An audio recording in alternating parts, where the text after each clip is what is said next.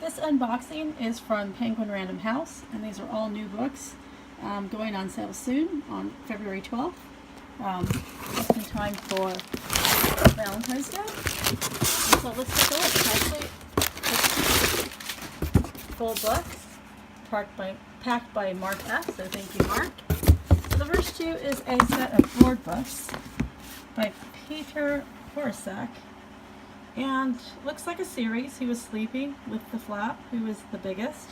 Actually, they're the same size, so when you line them up better. And yeah, I like these illustrations. They're really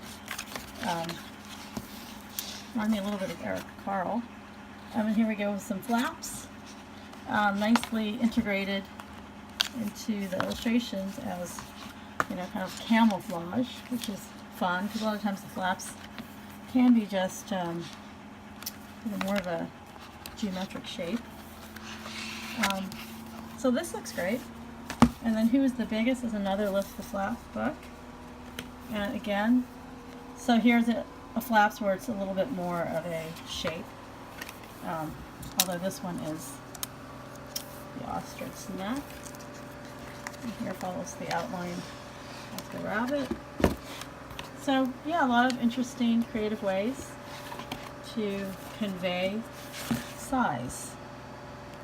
Okay, that is the first. Here's another one. We're Going on a Bear Hunt. So that's a very, very popular picture book. And now they've sort of extended this series into a nonfiction crossover. And this is more of an activity book to encourage bird watching, which, you know what, I love birds and bird watching, and my kids have never really been into it. And I have a fantasy of filling out birding diaries and looking for birds that has never come true.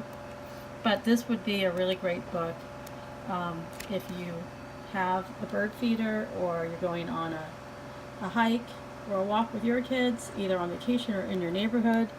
You get facts, experiments, activities, stickers. Stickers are always, I think, a huge bonus and a way to engage kids. And it just looks really fun. So you can use this book separately or as a sort of extension to We're Going on a Bear Hunt. So that's great. I love that. And here we have Dave's Rock, and it's by Frann Preston-Gannon.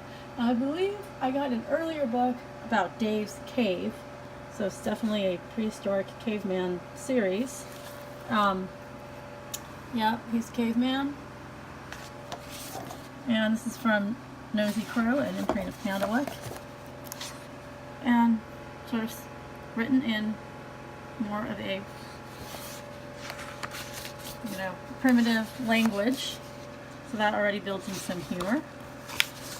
Yeah, so kind of a story about friendship, cavemen. Yeah, it looks fun.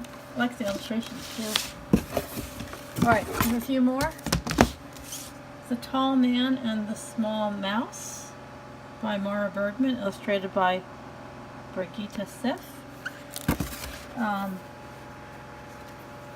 this one is by Candlewick Press.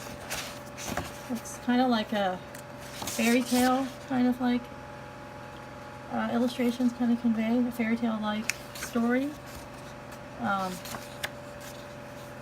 Sort of a story of a mouse and a man. And size and probably friendship. Yeah. So working together as well. The next one is Steve Goes to Carnival by Joshua Button and Robyn Wells. And do they mean, oh, they mean in Rio. That's great, actually. First I was thinking Carnival, is that like in Jamaica, or is that in the Caribbean islands, or even New Orleans? But yeah, so this is sort of a interesting illustration style. It almost looks like primitive, art, or there's no name for it. But looks fun, looks really original. I like how they're using words in other languages. They're just built in. And so it's too bad this didn't come out, actually, for the Olympics when they were in Rio. It also looks actually pretty long.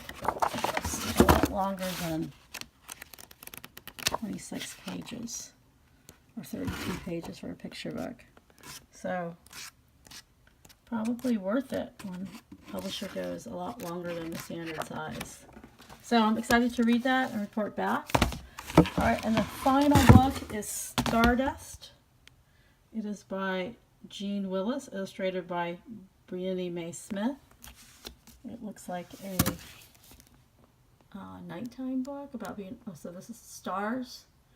Sometimes it's moon, stars and the moon, but this one looks definitely more about stars. And, you know, there's a ton of books about the moon or referencing the moon. They're sort of like narrative or like fiction picture books, but like I've seen a lot less about stars. So that is interesting. But I'm not, so let's see. So a girl dreams about being a star. So like kind of like the double entendre of being like a center of attention versus the star in the sky. It looks like this book marries the two concepts. So that sounds great, actually. Very original and yet relatable. And that's it. So again, all these books are out on February 12th, and I hope you enjoy them.